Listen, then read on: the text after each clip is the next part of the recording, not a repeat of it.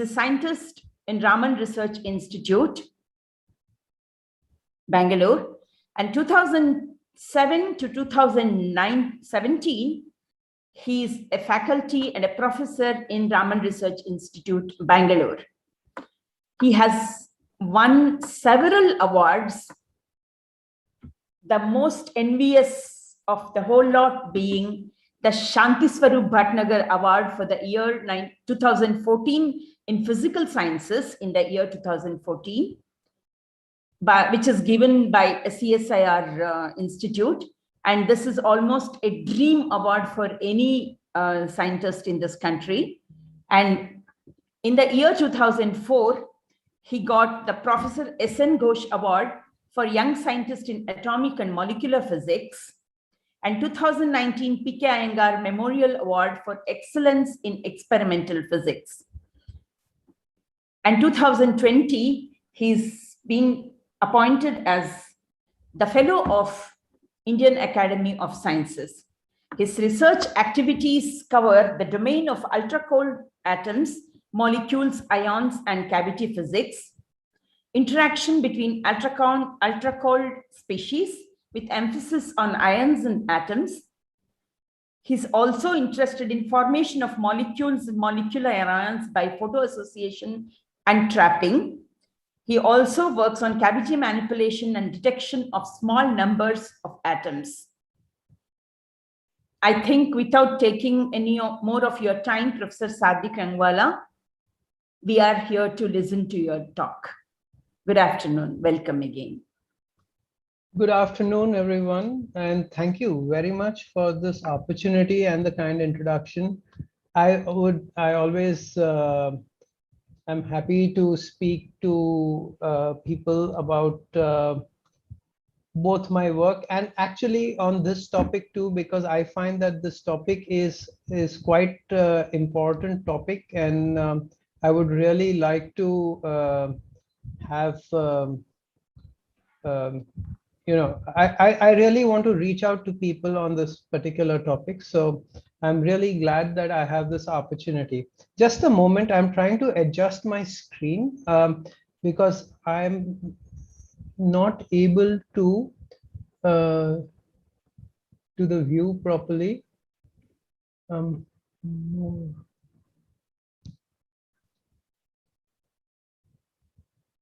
Because the screen, okay, fine. All right, I will manage. Okay, so with that, so let me start by first congratulating all the students who I've been told are in your first year of your PhD program. And this is actually a tremendous thing to take on. A PhD is not something which you take on lightly, and because it's a very serious enterprise. It's an enterprise where you will take a lot of effort to make an intellectual contribution to the knowledge system of the world, to at least the formal organized knowledge system of the world. And therefore what you have taken on upon yourselves is something which is very creditable, and everyone has the highest expectations from the people who are engaged in this. It's actually a little bit of a sacrifice also that you are making, which you will realize as time goes by. So when I was asked to give this talk, I mean, this talk could have been one of many things. It could have been the fact that I tell you, okay, these are the things you do, these are the things you don't, and so on and so forth. But on the other hand, I mean, those are things that you can actually read up by yourself. And I will give you a reference from the American Physical Society, which describes the code of ethics that a physicist is expected to confirm by. Now, I understand that the audience is more disparate than physics. So there are chemists, there are biologists, and there are perhaps other people in this audience. But nevertheless, the fact is that there are other other societies which will have their code of ethics, and when you should look at what is the code of ethics from a reliable source to actually try and figure out how to conduct your scientific research and your progress through your life in science in a manner which is fitting with what is expected of the practitioners of science. So so that is something which we can always look up. So what I want to do instead is like, look, you are at a stage where, you know, the world is before you. You have dreams, you have excitement for the future, and you have in your mind, none of you will want to do something devious and cunning and, you know, cheat, etc. So, however, mistakes do happen in science, and there can be genuine mistakes. There can be mistakes which can actually happen because things are just difficult to understand and appreciate. And what I want to do in this session is actually alert you to some of these pitfalls, so that when you encounter situations in which, you know, there are things which you are uncertain about, or you do not know exactly how you should be going about things, maybe someone will conduct, and maybe you can use this as a reference point to try and figure out what is it that you will be able to what is it that you shall you know, I mean, where you could be, you know, poised in a perilous position. So without further ado, let me go and try and tell you a little bit about what I'm going to talk about. So what shall we cover? We shall cover basically the basis of our scientific beliefs, and at some level, even our prosecution, our progress through science is rooted in some beliefs, and we will talk about those. And then we'll talk about how do we reason. Actually, it's very important. You are going to challenge contemporary thought, and you're going to push that boundary forward. So you have to actually push against the collective wisdom of humanity in some sense when you are doing research. So how do we reason is extremely important, because it will inform how you go ahead with things. So, and then when you understand how we reason, you will find that there are traps you can fall into. In the process of reasoning, there are traps that we can fall into. So I will try and alert you to some of those traps. And when that happens, how do we progress? How the process of science actually functions will kind of start becoming clear. And then I will talk about some of the blind spots that one can slip into in the process. So this is essentially what I hope to convey to you during this talk. And so now I have a question to pose to you while you are studying, while you're sitting through this talk. And the question is this: do you believe what you read in a textbook or in academic literature? Okay, and I want you to reflect on this particular question, and I want you to ask yourselves, why is it that you trust your textbook? What is it about your textbook or a research paper that confers upon it? I mean, that you actually go ahead and, you know, you say, oh no, it is something which I've read in a book, it should be correct. So let me pose the question a little bit in a little bit more elaborate way. So the first question is you have to ask yourself is, why do we believe in it? The second thing that you can ask is, it's not that you have actually tested that every conclusion in your physics book or whatever is your, you know, or in your textbook or etc. is actually true.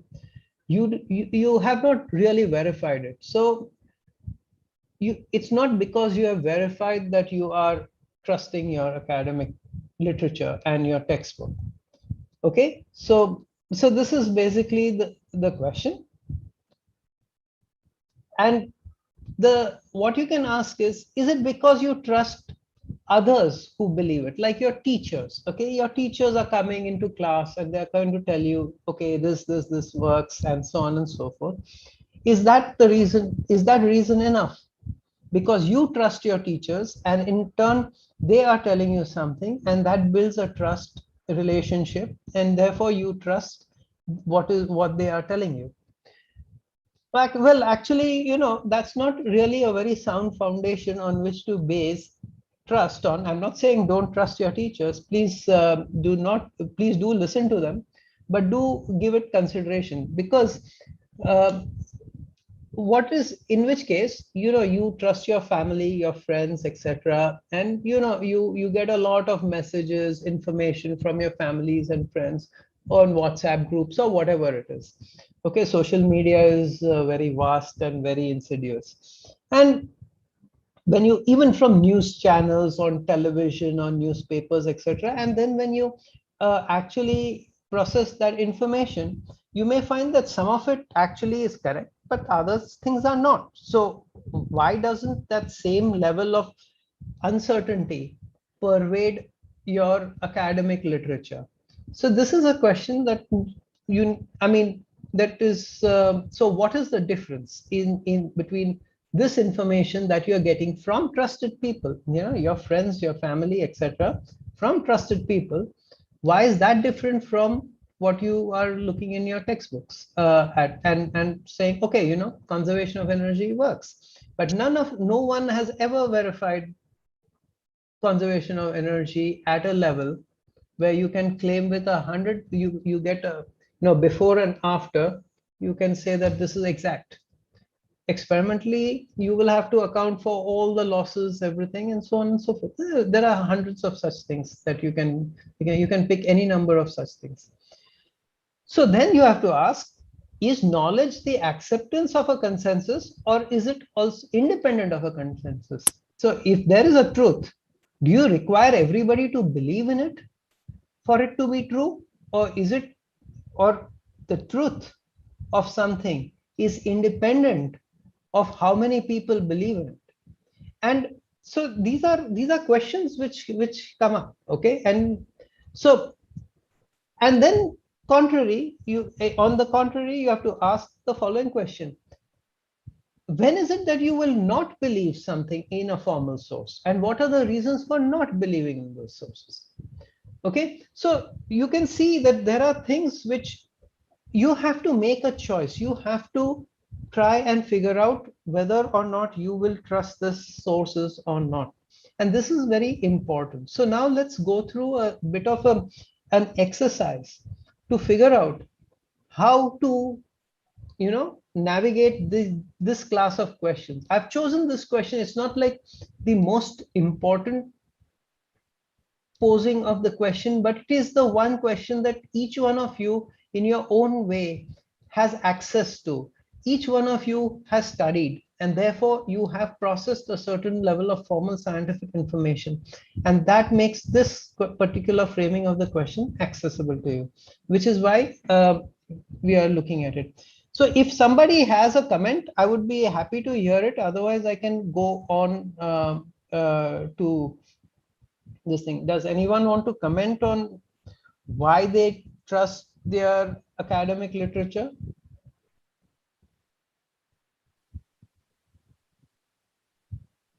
Okay, so I suppose it's not really a very, this will, I'll just take it as a talk. If you want to interrupt me, please do so. It's going to be very, yes. Sir, interactions you can keep it at the end. Okay. Some of them are online and most of them are sitting in one of the auditorium. Okay. We are about 100 plus participants. Okay, fine. Okay, we will do this. Okay, fine. So now let's look at what are the types of reasoning that we have in our, what kind of reason, how do we reason? So if you look at from psychology, okay, reasoning is classified into certain types. So Okay, so, and first of all, let's understand what is reasoning. It's broadly defined as the process of drawing conclusions to inform how people solve problems and make decisions. So this is from Wikipedia, and there's a lot of very interesting stuff on this topic on Wikipedia. So I strongly encourage you to look at it. So then you can see that there's a large amount of research in this discipline. If you examine it and you follow the references, etc. Okay, and you will find that essentially there are, I'm simplifying the story, but there are broad classes of reasoning, and they are in three basic classes. One is inductive reasoning. The second is deductive reasoning. Okay, and the third is abductive reasoning. And we will look at what are all these different kinds of reasoning and how they affect us in the practice of science, how they're used in daily life, how they affect us in the practice of science. So inductive reasoning is something which makes broad generalizations from specific cases or observations. Okay, that is what inductive reasoning is. So what that means is the following. In this process of reasoning, okay, there are general assertions are made on the basis of past pieces of evidence, okay, and specific pieces. So you are going to take a specific bit of knowledge that you have, which you understand and you trust and you have checked, and then on the basis of that knowledge you are going to make a generalization. So this kind of reasoning is extreme. We do it all the time. It allows the conclusion to be false even if the original statement that you start with is true. Okay, and so one example is that if one observes heavy rain, okay, one can make a prediction. Very heavy rain, you observe very heavy rain, you can make a prediction that, or an assumption that it is widespread, because it just couldn't be like, you know, small part of the thing which is above you, which is very heavy and everything else is dry. But however, so that is an example of inductive reasoning. However, on the, I mean, while this may be true on occasions, excuse me, can people please switch off their mic?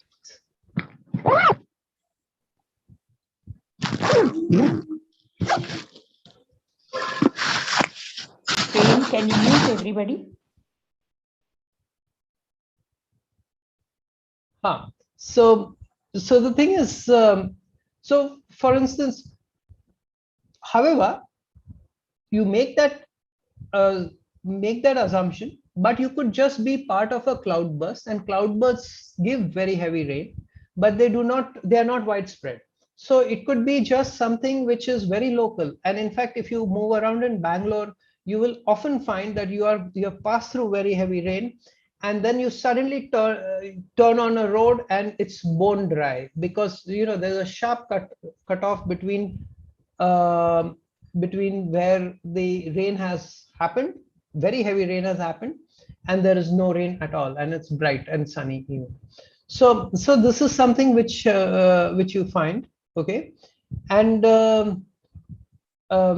so this is inductive reasoning. You have made an assumption based on some specific piece of evidence which is in front of you. So that is again, yeah, so I've already covered this. And scientists use inductive reasoning. They use this reasoning despite the fact that you can go quite wrong with it, because this is the reasoning which creates theories and hypotheses. Okay, when you want to create an idea to examine as a scientist, you will use inductive reasoning. Okay, now there's the other kind of reasoning, which is deductive reasoning. This is actually the basic form of valid reasoning. Deductive reasoning is rooted in logic. It is scientific method hangs on deductive reasoning. Okay, and it basically says that if you have a certain fact, you can then take precise logical steps to go from to use those set of facts to make conclusion A, then conclusion B, and so on and so forth. And you can really complete that entire logical conclusion framework, which connects everything that you know about this particular system. So, okay, so deduction starts with a hypothesis, but can examine the possibilities and reach a conclusion. The trouble with deductive reasoning is that actually, once you identify the system within which you are going to make deductions, everything becomes known. You just have to logically drill through the problem, and you will find whatever is known beyond that particular. And once this logical circuit completes, you just keep going round in the circle. You do not progress further because that logical loop is complete, it is isolated, and it is done. Which is why, while deductive reasoning is the method is very keen, I mean, is very much a part of the process of science, it is not the only thing that can make progress. Okay, so deductions also help understand why people understand why predictions were wrong, and it can also tell you that your prior beliefs were off track. Okay, so this is what we use to test scientific hypotheses and theory. We use, once the hypotheses and theories are formulated, we use deductive reasoning, not inductive again and again. Okay, so this is what you use. And sometimes, even by using deductive reasoning, you can reach a logically correct conclusion, but the generalization of this is not allowed, okay, to you. So an example of this argument is all young girls wear skirts. Julie is a young girl, therefore Julie wears skirts. Is valid logically, but it is not sound because its first premise is not true. Okay, so the point is that this works very well in a tight logical framework. But if you start with a false premise, that entire loop of logic that you will develop along the false premise will be incorrect. Okay, so deductive reasoning is rooted in the scientific method. It gives you the logical structure, but it cannot. But you have to examine everything through deductive processes. But if you put in things which are not appropriate, then you will get out stuff which doesn't make sense. So now we come to abductive reasoning. Now this is basically something where you don't necessarily have all the information which you wish to have with you. Okay, but you have to make decisions. So this is, in some sense, you are making decisions and you are making progress.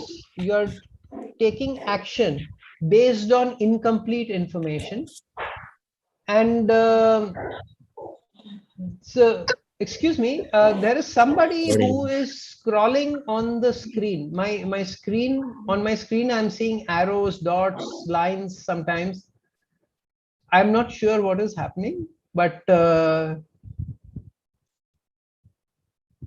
there's somebody else has control of the screen apart from me. In any case, let me continue. Yeah, so somebody has put a line across my screen. Sir, please continue. We will try to minimize. Yes. So this is, so you have to make educated guesses, okay, in this kind of a reasoning. And this is something which is very often done because we do not have complete information. And the place where you see this most is in doctors. Let's say somebody just goes into the emergency room, somebody has just collapsed, and you go to an emergency room, no one knows who this person is, what the condition is. The doctors have to take a decision as to what to do with the patient, how to try and recover, I mean resuscitate the patient, etc. And they will go through a certain set of steps. and maybe some of those steps may not be right for this patient, and they may actually aggravate the problem that this person faces.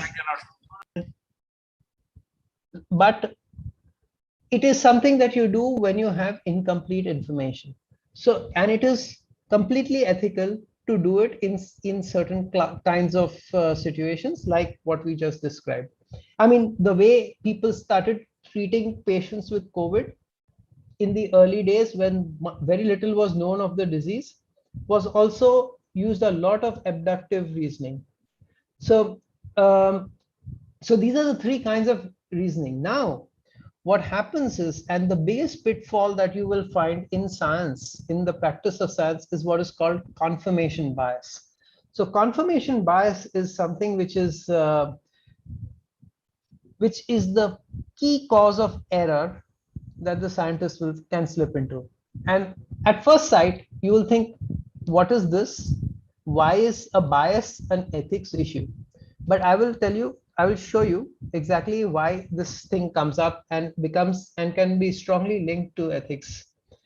So if you look at Wikipedia again, confirmation bias, and I will just read this because it's important to get this right, okay, is the tendency to search for, interpret, favor, and recall information in a way that supports, that confirms or supports one's prior beliefs or values, okay?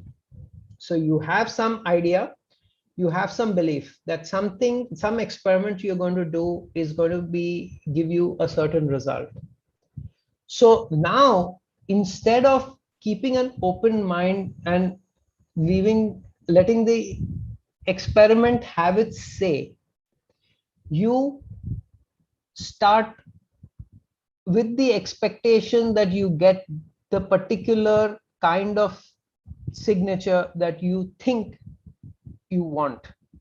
Okay, so that is working a bias. Okay, and people display this bias when they select information that supports their views. If such a thing happens, let's say there is an experiment that is supposed to give you 2 peaks.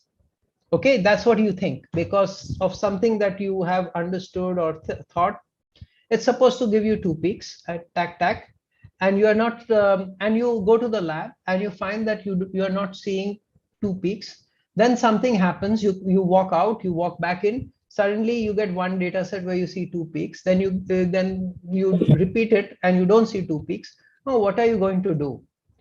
The point, if you are really in the grip of confirmation bias, then you will tend to prefer the data set which confirms that result, which gave you that set of data which gave you 2 peaks, ignore or kind of weigh down the other data sets which did not give you the 2 peaks. And that is something which can really skew the scientific result that you are working on. And this happens in our personal lives also. Somebody, if you have a view about anything, and let's say you have, you like cats, and then somebody says something nasty about cats, and that cats are really awful, then you will perhaps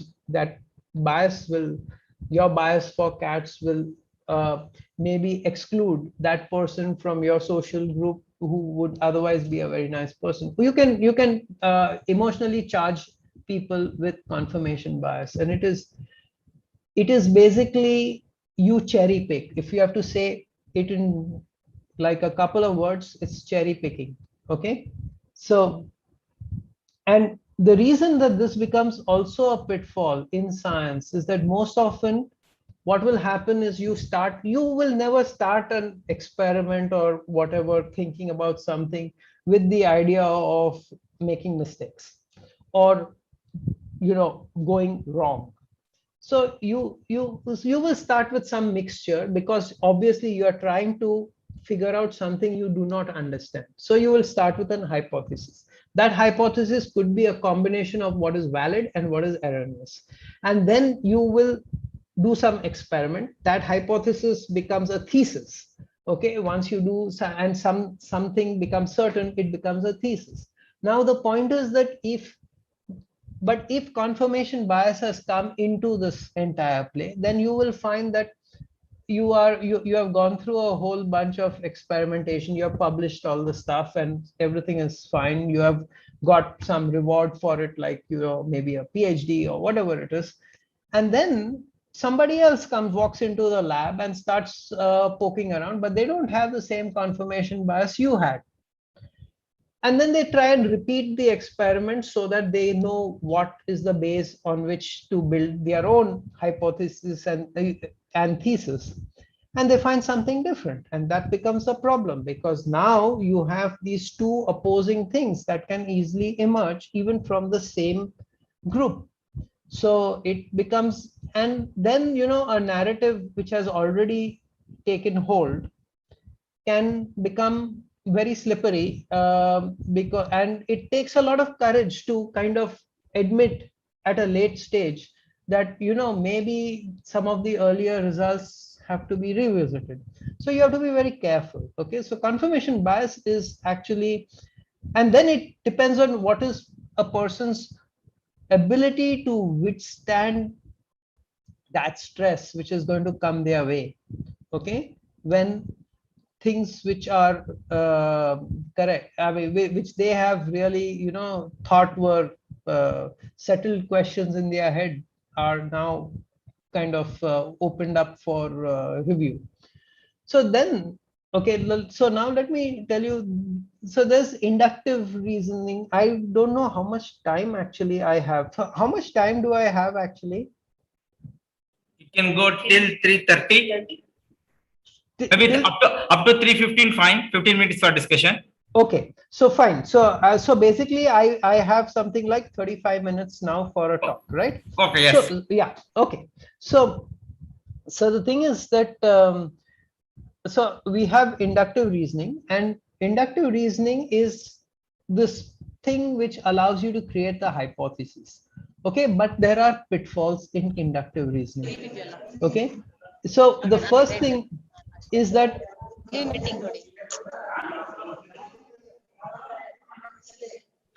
can people actually just mute themselves, please?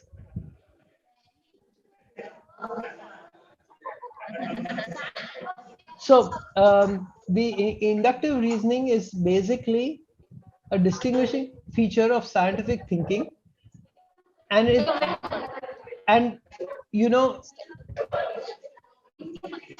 excuse me, can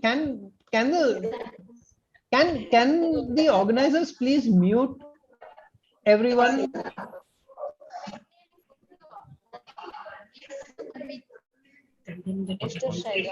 Yeah. Sir, kindly unmute once. We muted all of them. Kindly unmute. Yes. Yes, can you hear me now? Yeah. Fine, sir. Fine. Perfect. Please go ahead. Thank you very much. Thank you.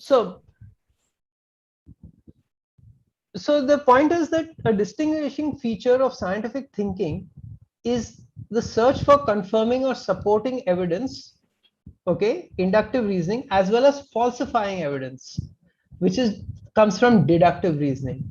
Okay, inductive reasoning is very susceptible to confirmation bias. Okay, because you have a hypothesis, you feel very good about your hypothesis, and you want it to be true. So it kind of tilts you in the direction where you want to, where confirmation bias is something which you want to, it makes you vulnerable to confirmation bias. Okay, so for instance, so you can see in this, basically I'll just summarize. Okay, there's a lot of text in the next slide. I'll try and summarize.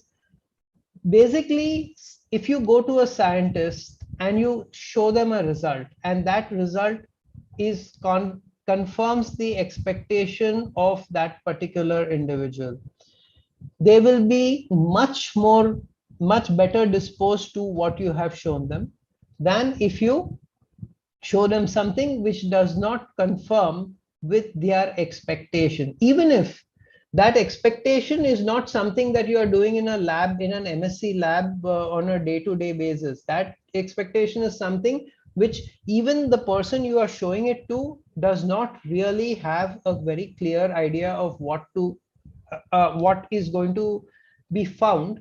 But if there is an expectation of something, and the data shows something close to that expectation, it is much more readily accepted. Okay, so whereas if it's not with the not consistent with the with whatever expectations people hold, it is much more rigorously examined. So confirmation bias, when it comes in, it gives things a free pass. Okay, so this is very important. And so it is, this is why it is extremely important that we do scientific experiments without prejudice. And this is one of the most important things that you do. So you cannot run an experiment, and by an experiment I'm meaning whether it is a simulation, whether you are doing just pure theory. The act of making an examination of a hypothesis is what I'm calling an experiment, not just going to the physical act of going to a lab is not the only experiment. The fact that you try and put deductive reasoning on top of the hypothesis to examine whether or not the hypothesis holds is the experiment. Okay, it can be theory, it can be numeric, it can be actual experiments in a lab. Okay, so this is something that you need to do. Okay, and if you are subject to, I mean, yeah, so there are actual disciplines, in fact, which survive because of inductive reasoning and confirmation bias, which keep playing. In fact, okay, so I mean, I've actually said this in different ways, but to combat this tendency, scientific training teaches ways to prevent bias. For example, experiment design of randomized controlled trials. So when we are doing, for instance, drug research, people are want to test vaccines, etc. You have the you know, the control group, and you have the active group who are going to be medicated, and you don't tell who is going to get the medication and who is the control group, and you let things happen. So this is randomized control trials, and this is why, this is what you do to avoid confirmation bias and minimize sources of bias. Okay, so there's another very big pitfall in this confirmation bias and the whole concept of peer review. As future scientists, you will be publishing your results in some journals, and when you send a result to a journal in as a paper, if that paper agrees with the confirmation bias of the referees, then it gets, or the editors, it gets an easy passage. Okay, easier passage, let me put it that way. If that is not according to what people have a rough understanding of, then it gets much more heavily scrutinized and harsher peer reviews result. This is how the scientific community works. But so I mean, it's always, so if you are going to use it, so this is just how the world is. When things are going fine, people are happy to move along, and when things are called into question, people resist. And this is exactly what happens. And these things, what is going fine and where people resist, is hinged on confirmation bias. And it is extremely important to avoid these things. Okay, as a scientist, it is your job to learn how to avoid these things, whether you are the one who's writing the paper or whether you are reviewing the paper. It is our job to actually just look at the case that is made and whether it is supported by the evidence which is brought up by the authors, or if you're the author, whether you have put all the evidence that is required to make that conclusion, or support that hypothesis or negate the hypothesis, whatever it is that you are after. So this is something which, so confirmation bias is one bias, but there are a whole bunch of biases that happen. Okay, and these are called cognitive biases. So all the biases that you can think of come lumped under one big title called cognitive bias. It's a preconceived notion. Okay, somehow or the other you have made up your mind about something. Okay, and then that bias kicks in. Okay, there are many kinds of biases. I'm going to just go over a few. I'm going to list them, and in the references that I have on the last slide, you will find a link to this. Actually, the link is below, and there you can read up a bit more, and then you can track forward for what all the biases exist. But so we have already looked at confirmation bias, which is really the one thing that everyone really should take note of in this, from this session. Then there's something called the Dunning-Kruger effect. Now this is something very interesting, and here is a graphical representation of what the Dunning-Kruger is. So when you are starting out in something, you basically know nothing, or know very little about that thing, and but your confidence is also low. Then you sort of, you start learning about it. Usually the learning curve of somebody is quite high. Okay, you go up exponentially and then you taper. Okay, then it becomes slow. So as you go up, your confidence goes up very fast, but your knowledge or your wisdom on that particular subject does not actually grow very much, because you have not learned to apply this properly. You have not internalized the knowledge. You have some limited success, and then you get carried away. So you go to, you peak in confidence, but you still know very little. Okay, and then suddenly at some point when you are doing things right, you come across the situation where you realize that, okay, so it can be like you create some hypothesis because you have a lot of confidence. Yeah, if you have confidence, you will feel free to create a hypothesis, and you will create 1, 2, 3, 4, whatever hypothesis, and then you will check it against somebody else's work, etc. And then you'll suddenly find, hey, these hypotheses don't hold. And then the confidence crashes.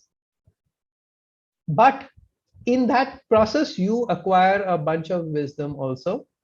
And then it's a slow march upwards to on this, where your confidence and wisdom go in some kind of a proportionate way. Okay, and this is actually how a lot of learning happens in most cases for most people. Some people, regrettably enough, never come out of this slope, and they create a lot of havoc in science and in everyday life also. But so this is a hill you got to clear. It depends on people's psychology. And a lot of this session is psychology more than anything else. It's not physics, for sure. Okay, then you have in-group bias. You have a bunch of people who believe in something. Okay, like let's say you think humans have caused runaway climate change. Now somebody makes a whole bunch of temperature measurements, and they say that Bangalore is cooling. Actually, with time. I mean, I'm just making it up right now. I know that Bangalore is not cooling. So, but let's say somebody says Bangalore is cooling, and they show a 50-year trend of Bangalore cooling. Now you are in the part of this bunch who are convinced that for whatever reasons that Bangalore is not, that the world is heating up.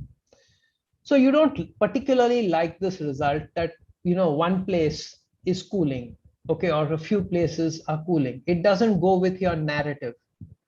So you try and suppress this. It happens. In fact, in climate science, it has actually happened.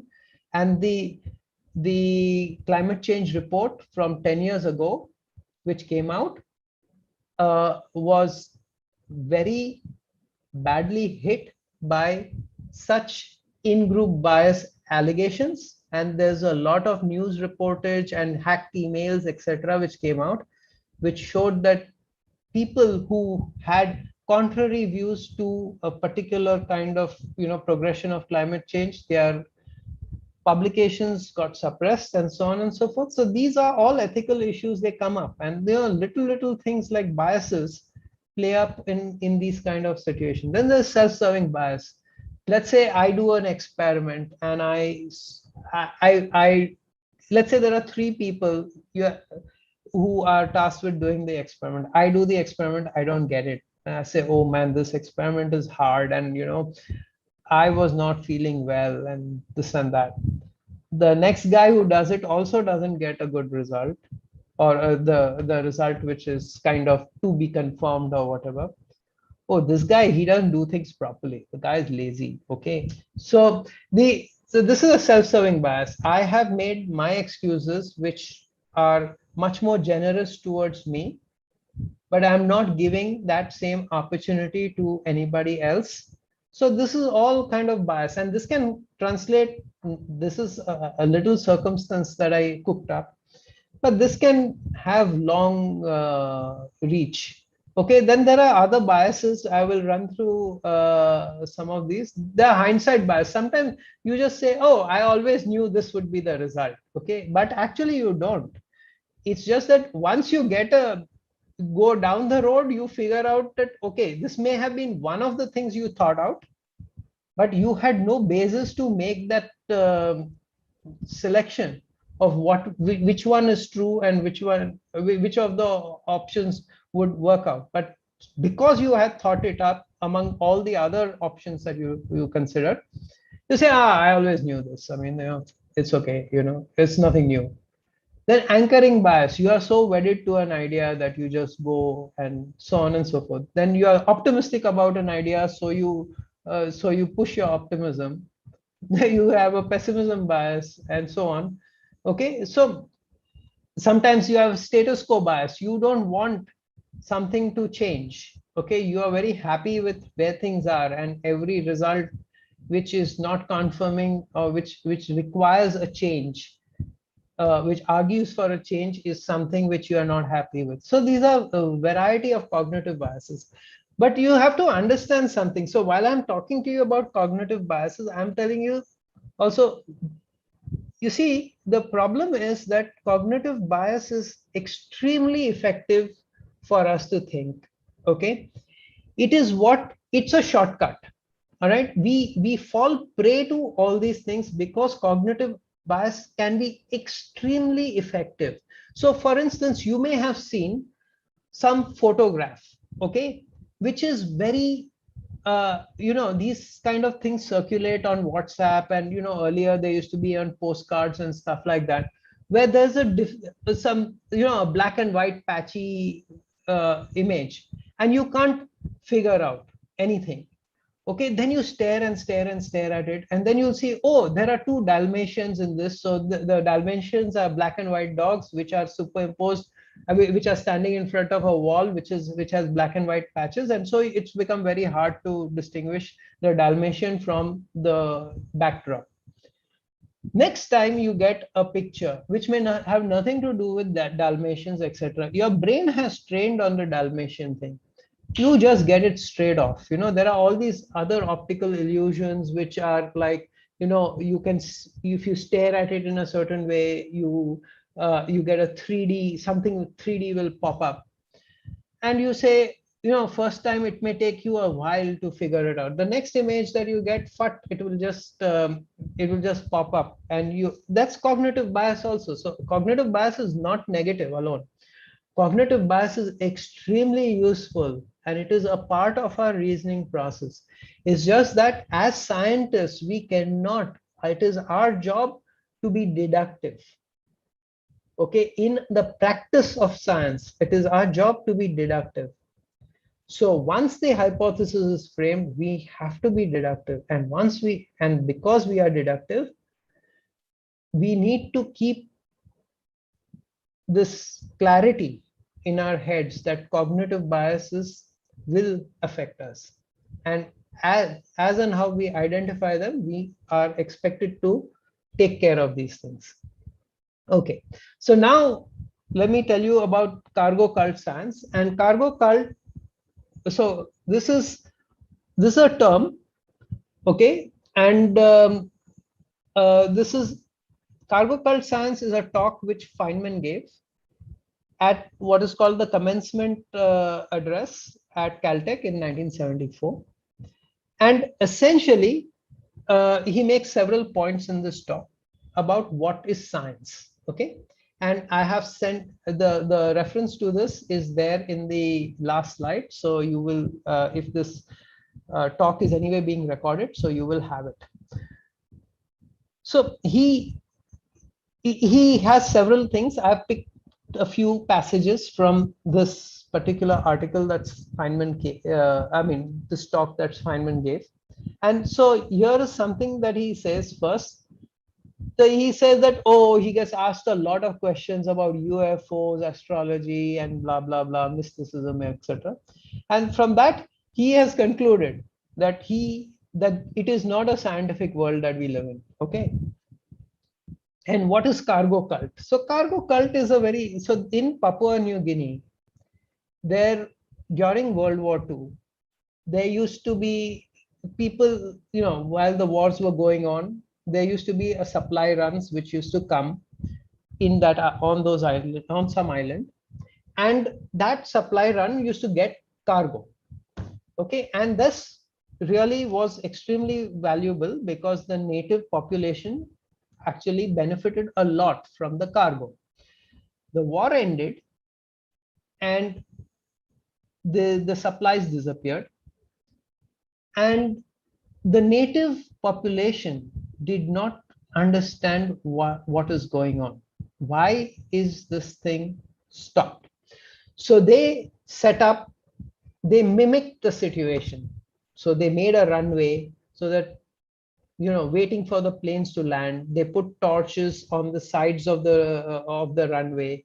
They made a wooden cabin with, all the appearances of a tower, okay, to guide the airplanes in and so on and so forth. But of course, nothing flew in because they actually had little understanding of what they were doing. Because there was a larger thing which they had no clue about. So they went through some imitative process and waited for the cargo, and the cargo never came. And what Feynman says that, so I call these things cargo cult science because they follow all the apparent precepts and forms of scientific investigation, but they are missing something essential. Okay, so what is this essential business? Okay, so, and he has these things which he elaborates on. So what he is basically saying is the following, that you have to have a very clear understanding of what it is that you are doing. Okay, and his basic thing is the following, that it is interesting therefore to bring out, okay, it's essentially some kind of scientific integrity, okay, an honesty, that you will report everything that you are observing, okay, and you will try and shelve the biases. You will make clear to people whether the hypothesis was valid, invalid, okay, what is it about the hypothesis that you investigated which actually gave you a consistent result, what gave you a result which was not in agreement with the hypothesis, etc., so that you can present maybe a confusing picture, but an honest picture of what you discovered in your examination of the hypothesis. So an example he gives in this thing is the Millikan oil drop experiment. Now, if you are a physicist who has gone through a bachelor's or master's, you will have come across this wonderful experiment by Millikan to determine the charge of the electron, and he did it with a very nice measurement, very balanced viscosity against the electrostatic force and so on and so forth, on an oil drop which was falling, and then and so the forces are balanced, and you can then calculate what is the charge. And he got a distribution and he measured a charge. Now that charge value was not really, I mean, later on, it has been found that that was not the most accurate value of the electron charge that you could have found. His value was off by a bit. Okay, it was higher or it was lower. Okay, I don't remember what. Now, so the next person repeats the experiment for electron charge and they find a value of electron charge. Now, the point is that they will, so what Feynman has said is that if you look at how the value of the electron charge moved with as a function of time, there was Millikan's value, then it moved a little, then it moved a little more, then it moved a little more, and over several years or decades, it converged to the value that we consider is the charge of the electron today. And the reason is that people did not want to make a big jump. The next measurement which made it did not want to be very far away from Millikan. So they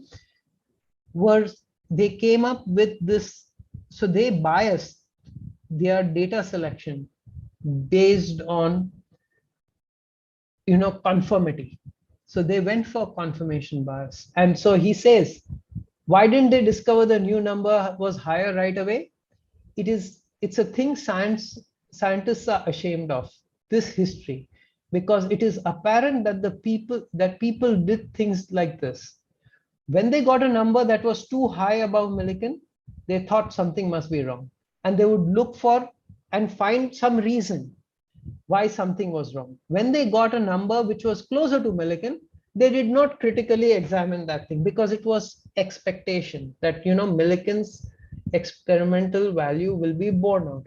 So the errors kept on piling, but they kept on shifting and you incrementally got the whole thing. Whereas if you followed the scientific method dispassionately, then you should have, the next measurement should have perhaps got, not considered. They should have been informed by Millikan's measurement, but they should not have been influenced by it. And that is the difference. So you can be informed by whatever is happening, but not be influenced by it. And this is something which happens. And it takes time, it takes energy. In fact, I believe it is Max Planck who has said, and I paraphrase, that science advances one funeral at a time, which is basically, it seems like a very ugly thing to say, but what he's basically trying to point out is it's only with people that the ideas and the confirmation and the tendency to go with confirmation bias, when they pass away or pass out of the scientific mainstream, it's only then that the big shift can happen. Okay, till they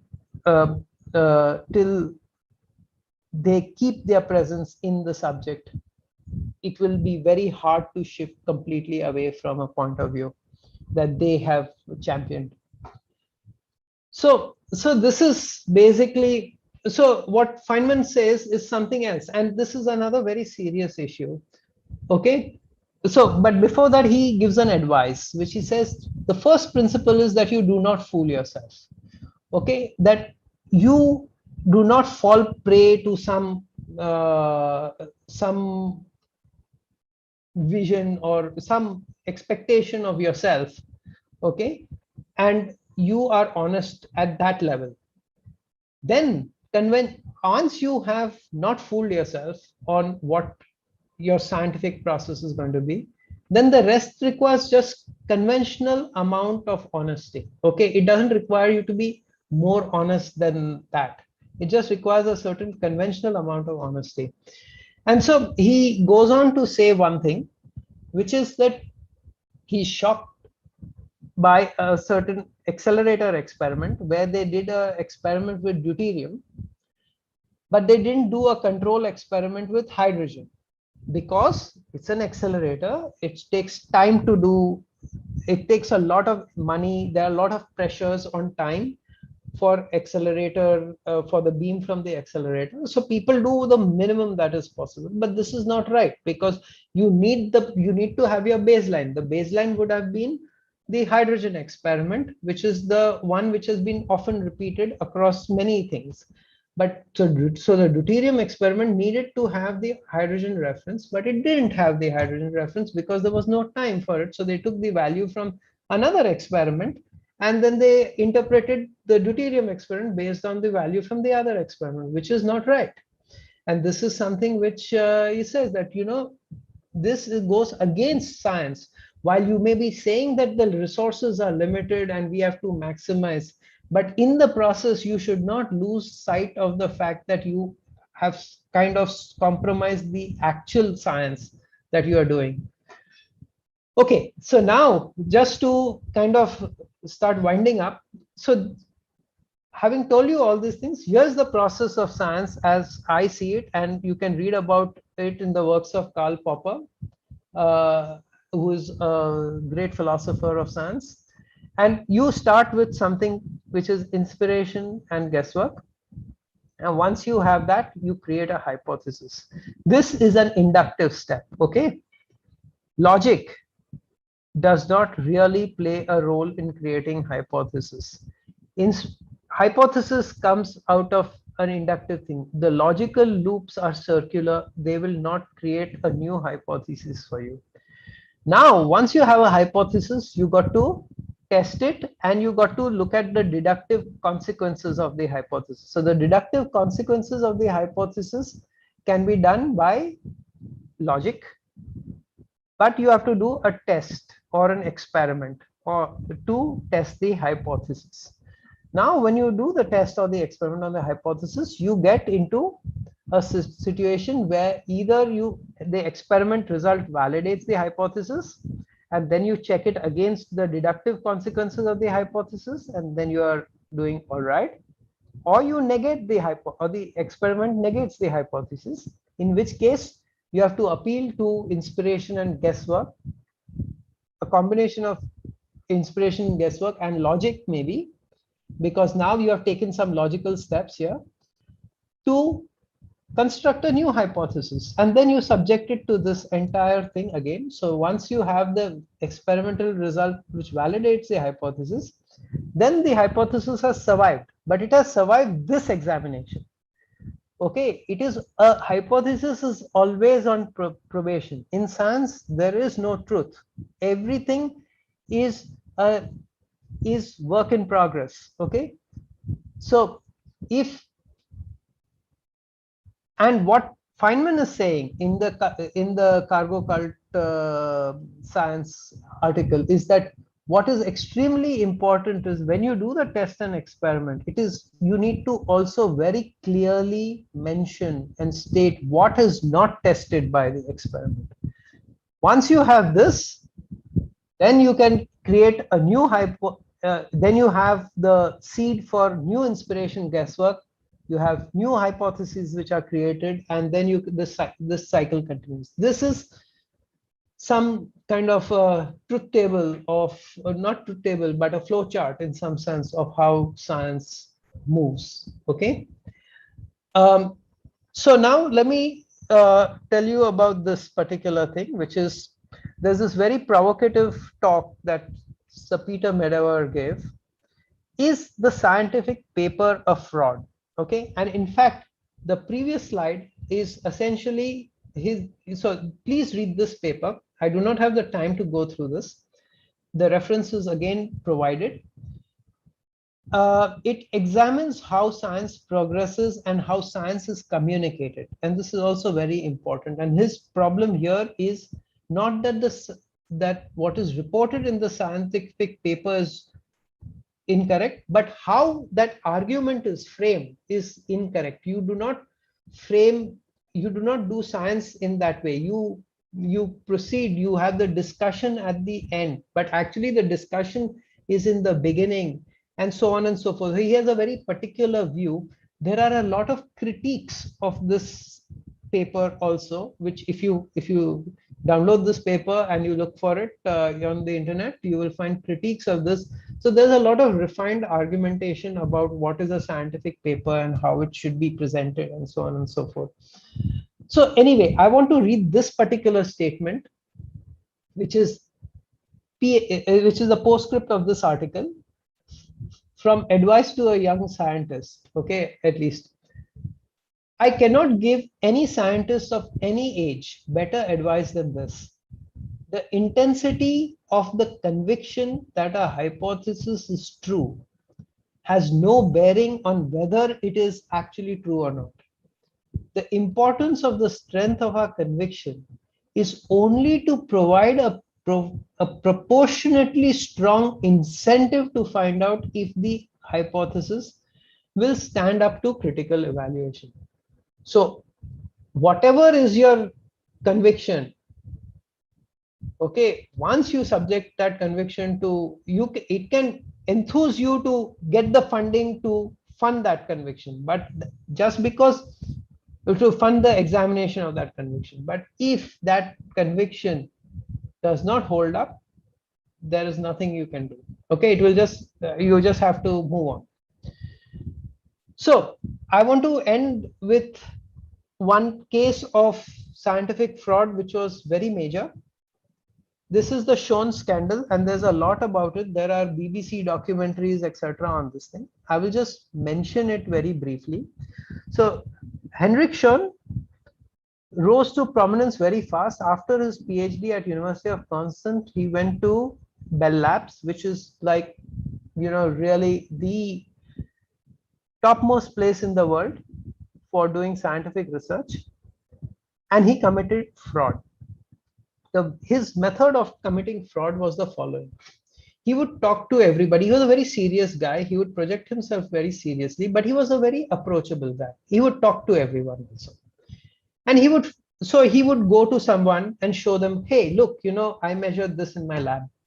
And they say, oh, but in this system, we expect isn't this kind of behavior more natural to the system?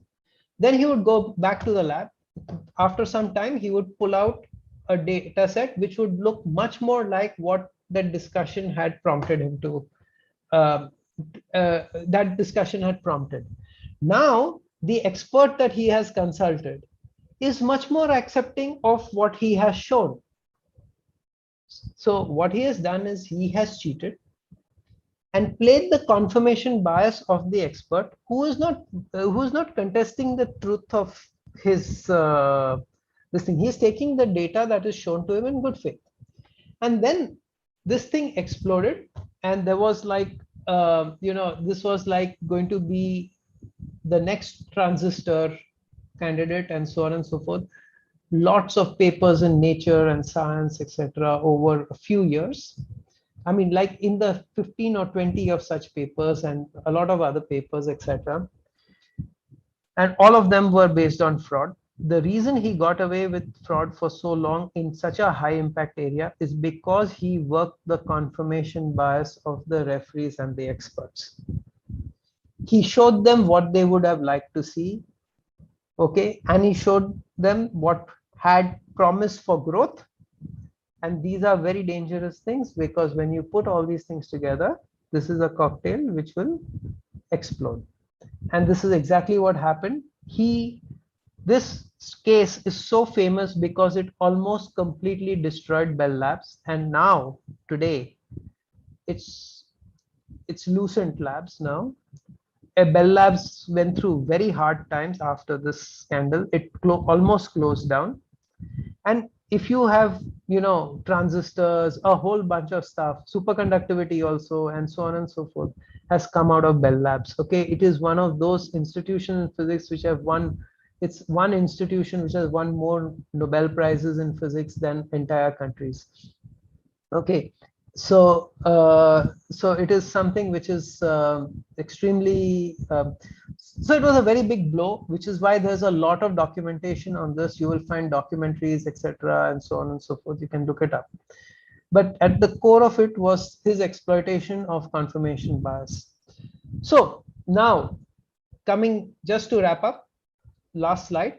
Why is it that we believe what we read in textbooks and academic literature? Okay, this is the question we first posed. And basically, the point is textbooks that are written for you are deductive in nature in their argumentation. They take a lot of trouble to present the argument in a systematic, very, very layered way. Okay, so that everything connects very properly, carefully, etc. It's a very carefully put together argument. This is like what Feynman said, you have to expose everything. You have to expose the what it doesn't explain, what it explains, and so on and so forth. So you overcorrect, you keep emphasizing, and you make this case in a systematic way. Your news, your WhatsApps, and various other things do not come to you with this kind of layered argumentation, etc. They do not provide the evidence that is there. It just comes to you and it plays on your confirmation bias. This is so, as scientists, when you come in, because of you are already tuned, you are somebody who has selected science because your basic intrinsic nature is to think deductively. Though we can all still be fooled. One also has to remember that the stakes are small in science. Usually there is no direct benefit. No one gets really rich just because they make a wonderful result in the lab or something of that sort. So there is that level of incentive to cheat is not there. But in a research paper, you have to construct your argument in that way. The argumentation has to be layered like this so that it is convincing. Otherwise, what will happen is it will be bumped back. Now, in a lot of subjects, physics is very strong. We have a physics archive. But the archive is not something where anybody can post. You need to qualify to post on the archives. So, and there are reasons. These are kind of reasons. Otherwise, people, you have to do a little bit of gatekeeping. Otherwise, people who are not going through this whole deductive examination of hypothesis will keep posting stuff, and you will, expand your footprint into areas which you don't want to be if you are supposed to be serious about what you want to do. So now you have to remember that when something you make a hypothesis through your inductive leap, and then you make a confirmation through experimentation and examination. The peer review will be harsh. It will be hard because you are going against confirmation bias. Okay, so this is what will happen, and it therefore requires a much more the burden of deductive logic on some place where you are making an inductive leap is much higher. So what they say is, what is often told to you is that extraordinary claims require extraordinary evidence. Okay, by extraordinary evidence, they don't mean something fantastic. They mean something absolutely clinical and systematic. Okay, that it has been done with quality of effort. It's not that it's not flashy. It doesn't mean that more money needs to be spent. It's just extraordinary claims require extraordinary efforts in terms of how you present your argument. Also, if you do too much of the inductive stuff and you dial down on the deductive, then you will lose reputation. It will happen. The number of serious people who will take your work seriously will decline and diminish. So you have to this thing. So, and what happens is that while no one, even somebody in your exact field, you cannot verify everything which is done by somebody else who works in your area.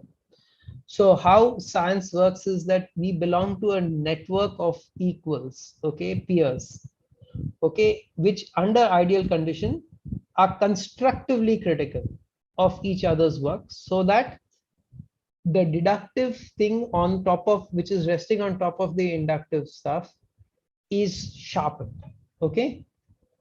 And every time when their specific need arises, they will test that, okay. Once the results are examined in this in and accepted in this network, the acceptability of that result increases. It doesn't have to be proved over and over again, okay. And this is how scientific consensus is built, okay. And it becomes, but in the building of scientific consensus, ironically, with as time passes, things become less and less critically examined. So, and this is very important, and this is why you have to be very mindful of whatever I have just covered. Scientific results are only as good as the scientists in the peer community at that time. Okay, because if you give a free pass to a lot of garbage, then literature will be soaked in that garbage and everything will stink. Okay, so you have to avoid this. With that, I conclude my talk, and here are the references. Thank you very much.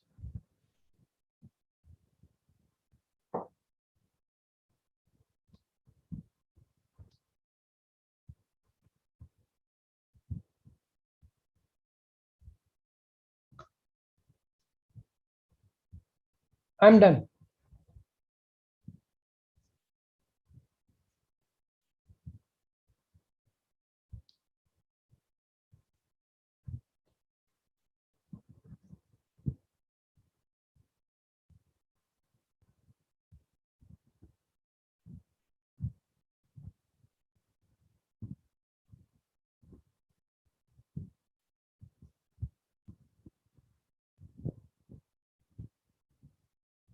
So are there any questions?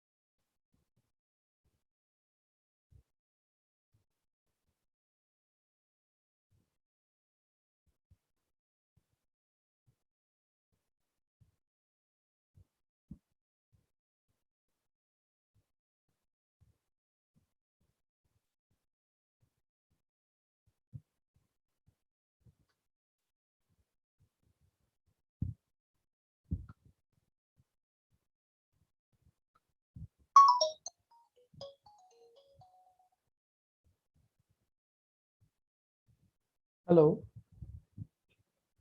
Hello. Hi. Yeah. Yeah. But my talk went through, right? Okay, fine. Yeah, fine. Okay. Yeah.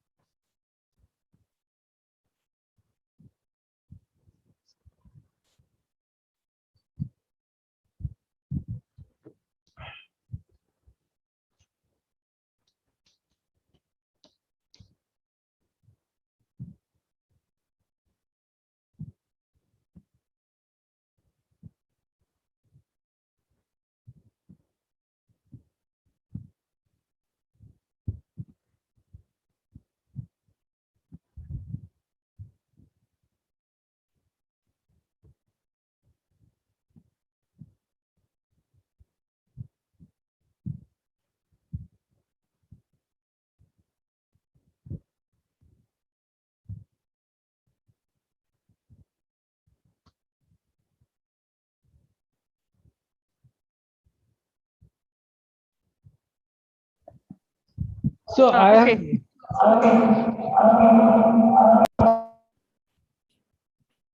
Hello? yes, I'm here. Yeah, Yeah, please. yeah.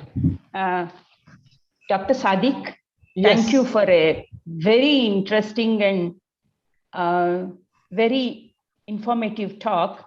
Though it appears like people ought to know about the subtle things that you talked about, it somehow escapes either the attention or it gets ignored during the drudgery of doing an experiment or doing the research. I have one question because I got the first opportunity, I would like to use it. Quite often, because you are addressing the fresh PhD students of the university, I thought this is one point that escapes their attention. One is that generally the guide or the professor who is leading the research group has an idea of what the past knowledge is and what might be the future. I mean, I hope that it does happen. Yes, usually Yeah. that's how it happens. Yeah, but a student who is being told to do an experiment on a chosen set of samples as to do a chosen experiment generally don't get either the past or the future view. Yes. But I think it's very important for all students to get this narrative very clean at the end of their research, at least, which we have seen is lacking in quite many PhD students' presentations. So what is your comment on that? Is it possible to make the student understand what is the past knowledge, where do we stand, and what do we want to do it in future? So, okay, so the way I handle it is the following. So essentially, students have to read. They have to read a lot and they have to understand what is the essential literature that they need to be aware of. So often, I mean, the easiest way to track this is to go to some review articles which closely link to the field that you are going to engage with. The earlier you do it, the better it is actually. So the way, so here's how I kind of do it for my own students is that I give them a lot of orientation about, you know, these are the questions I'm interested in. Okay. And then they are encouraged to look up stuff and present papers. I also have a book it may be even here somewhere of, you know, the papers which for me and my own lab, etc., you know, I think build continuity between the older experiments and older students' work, etc., and newer students' work. Actually, that needs to be expanded. So that book needs to thicken in order to incorporate key results from other groups so that, you know, they will have the same formative uh, um, appreciation. So the way to expand it is to identify this core bunch of literature. However, so that is the thing. I would say that what often happens, and I've seen this with a lot of students, and even for my own self when I did my own PhD, you don't start with a hypothesis and don't work towards a thesis. You work towards papers, and that is something which is very detrimental to the progress of science. Now there are reasons why this happens. We are not that empowered, and you know, in order to, you know, just cut out on your own. And if a student comes to an advisor with a hypothesis, but the advisor is sitting with his or her own thesis and, you know, problems of relevance, Now, it is also unreasonable for a student to kind of come and say, look, I want everything that you can give me, but this is my hypothesis, which I want to turn into a thesis. Okay. So there are all these constraints, and what has to be done is it has to be navigated properly. The ideally, and this is what I try to do, is I give every student the opportunity to work on what they would like, but I frame the broader context. Because if I have an experiment which has a certain ability, I am not going to change that experiment to uh, to suit. I'm not going to rebuild or build a new experiment just because a student wants it. But I can always tell the student, this experiment is available to you for a reasonable period of time in order for you to work on these topics which you are interested in. If I mean, so examine the problem, see whether they are doable on this kind of in this manner, and then we can take it forward. So the idea is to work with the student. It takes a lot of time. But what it has done, it has rewarded me enormously, because a whole bunch of my present day work is also predicated on the hypothesis or the experiments which the students came to me saying that they would like to engage with. And so this is very nice.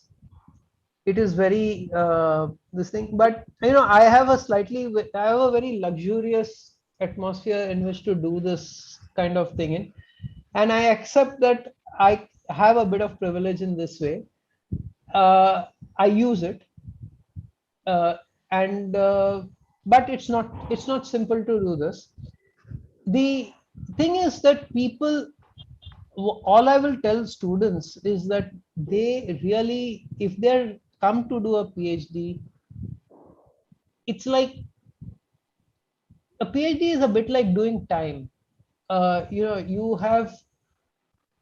You need to have a very good reason to be doing it. There has to be this urge, and if that urge is present, you will look at the back and you will look at the background. If you're not looking at the background, people who are in their early stages of the PhD should really give a hard thought to why they are doing their PhD, and then reorient themselves so that they are thinking in this way. Because the collective human thought is a very, understanding and human knowledge base is an extremely evolved and complex thing. To make a reasonable difference in that domain is not easy. You're not going to do it by accident. You are going to have to learn how to do it with due respect to all those who have preceded you. And so without reading and without becoming aware, I think it's a lost cause, honestly. So students have to read, they have to be aware. And it's not that they just have to read what their advisor throws at them. They have to read beyond. They have to just go to the library, see what they find interesting, start thinking about things. Thank you. Thank you. Any other question? There's a question in the chat. Anybody? Any questions? Yeah, one question is in the chat box. Sir, how to believe in formal source and how read it? How to believe in formal source? Yes. And how to read it? So how to read the formals? Okay, so here's the thing. Sometimes how to read a paper, for instance, okay, there are multiple ways. Different people will do this very differently. What I tell my students, and it's not necessary that they listen to me on this, they all do it their own way, because what works for you is good. But ideally, you should first do a light read through the entire paper that you need to understand and get a sense of what the argument is. If you start by, attacking para 1 in detail, para 2 in detail, and so on and so forth, you can get actually exhausted before you run to the completion of the argument. Remember, a paper is something which makes essentially one point. Okay, it is trying to arrive at one or a very limited set of conclusions. And you want to first see what is the thread that you arrive at this conclusion. So you should perhaps read the abstract, look at a few of the intermediate passages, look at figures if they are informative, look at the discussion section, and then decide whether this is worth investing in as a detailed study. And if it is, then you should perhaps work on a detailed study of this paper. But it is very subjective. I mean, people do it very differently. I mean, I have just told you something that I could tend to do, but yeah, I mean, it's what works for you typically. But reading is not, I mean, reading is absolutely a must. Without reading, it's not going to work. Is there another question? No, there's no question.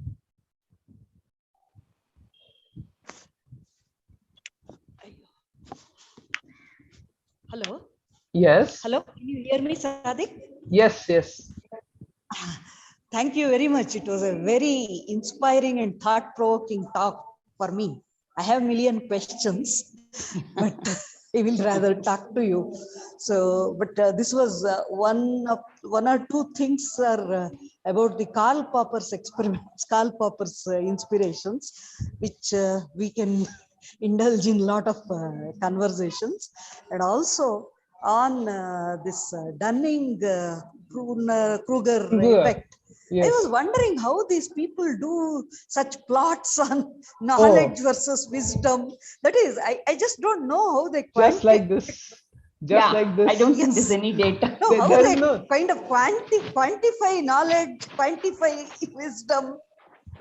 Those things no. kind of So, very intriguing. No, So those, anyway, because yeah. So data, whatever data you get, how do you quantify it as knowledge, and how do you measure wisdom? So right. this effects, like what we have as scientific effects, we know what is the basis of it. So these there is a things, reason why economics has been called the dismal science. yes. Economics has been called the dismal science. I think there's a reason for this. Yeah. But Thank you very much for your very interesting talk. So we hope before these kids, these PhD students complete their coursework, you will be able to come and interact with them in the department. sure. Yeah. Thank you for the invitation. It was very nice to do this. Thank you very much. Thank you. Thank you. Thank you. Okay. So I'll log off. Thank you, sir. Yeah, please, sir. We will end the session. Yeah. Participants